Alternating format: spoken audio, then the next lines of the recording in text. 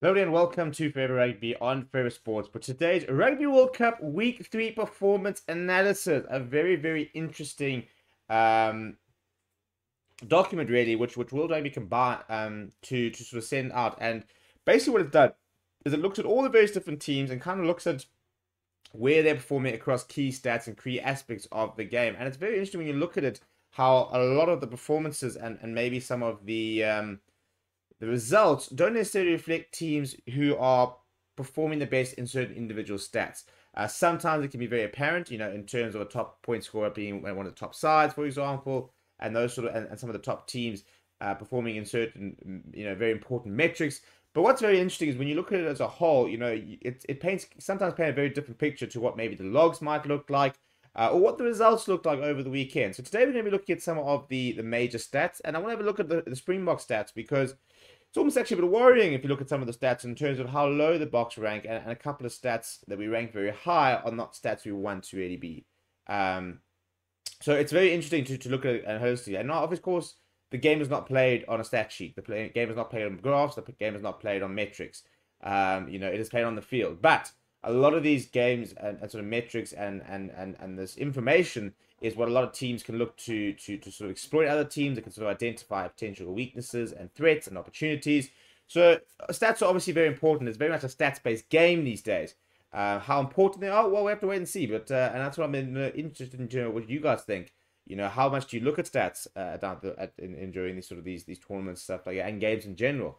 So in terms of the stats, before we look at them, please do smash like on the video. Please do subscribe to the channel as well. We're going to start with some general stats and some of the tournament leading stats, both for the team and the individual.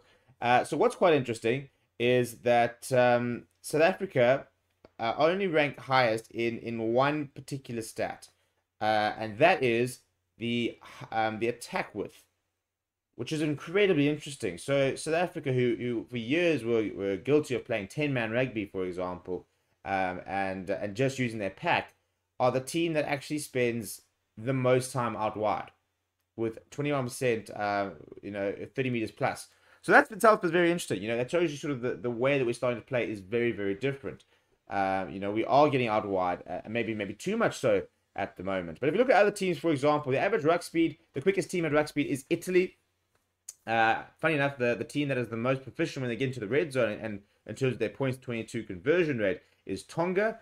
Ireland are topping a lot of stats, including line breaks, carries made, meters made, defenders beaten.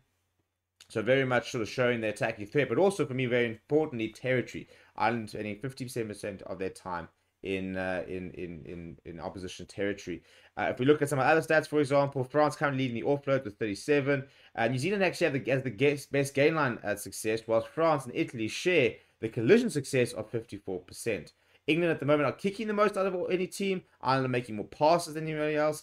England have had the most possession in terms of time possession.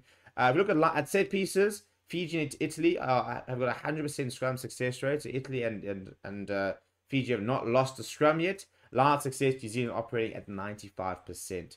Wales have made the most tackles, whilst Italy have had the highest percentage when it comes to tackles. France with the most turnovers, whilst Japan have been the most ill-disciplined side in the competition, conceding with 14 penalties in a tournament leading high.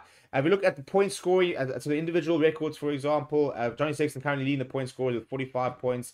Henry Arundel with 5 tries, really topping that chart. You tell you what, 3 more tries and he's equaled the World Cup record. Your best goal kicker of the tournament so far has been Tommaso Allen with 13 out of 13. Bundy Aki topping both carries made as well as meters made, and defenders beaten, as well as break passes. So, as I said, I've been calling him the form player of the World Cup for good reason. Damien Penno with line breaks, Anton Dupont so far with the most offloads made. If we look at kicks in play, George Ford the most. That would make sense with England kicking the most so far this tournament. Thomas Ramos has kicked the most tournament meters. And then from the defensive point of view, Jack Morgan with a tournament high 44 tackles so far. Tackle success rate is Tonika Jaligonia from Georgia with 29 out of 29. Rob Valentini's had the most dominant tackles. At the breakdown, Manuel Ardua has got the most with 6. In terms of their own rucks hit, Josh van der Fleer is hitting a lot of rucks, whilst Jack Morgan is hitting a lot of opposition rucks. Nick Frost has been the most industrious line-out catcher with 16 so far. And the best hooker at come at line time is Giacomo Nicotera, who's operated 18 from 18 line-outs so far. In terms of some of the trends that we are seeing, is that Italy have overtaken Ireland with the fastest ruck speed, which is interesting. Tonga continue with their best efficiency. If we look at Wales, they've made the most tackles in the tournament.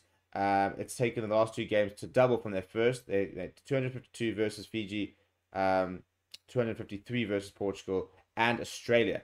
Italy are the only team averaging over 90% tackle success rate.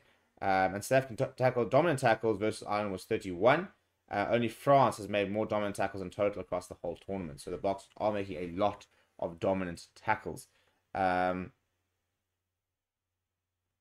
that's some of the trends for the week. We're going to look at a bit of South African specific trends, which is quite worrying sometimes if you look at some of the stats. So South Africa currently 14th in carries per game, but they made the 4th most meters. So whilst we're not carrying as much as other teams in the tournament, when we do carry, we are getting a lot of success.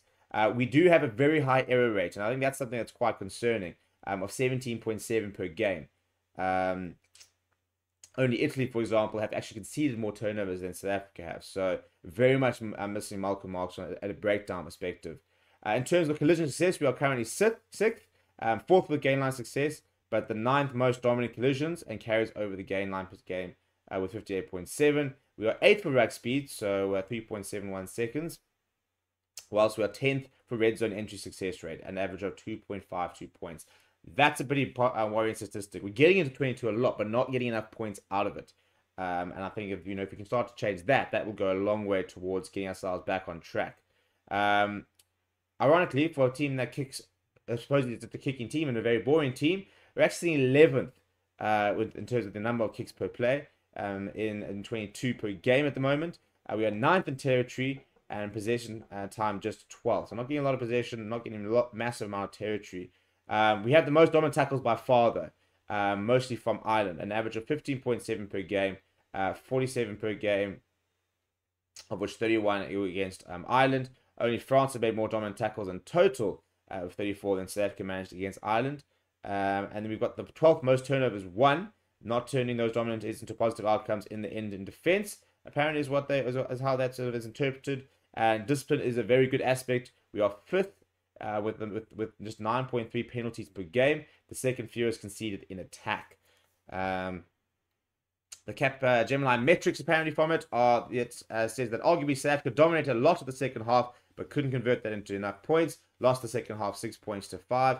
At the 58th minute of the match, South Africa were at a 60% chance of winning. If you look at the attacking threat, for example, versus Ireland, South Africa actually had more minutes as an attacking threat than Ireland did, which is very interesting.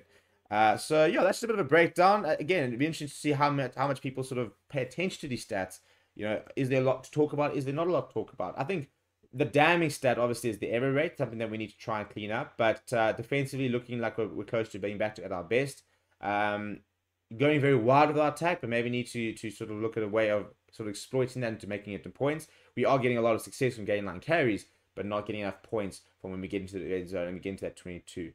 So that's the stats breakdown, and let me know what you think down in the comments below. Smash like on the video as well as subscribe to the channel, and I will see you guys all next time.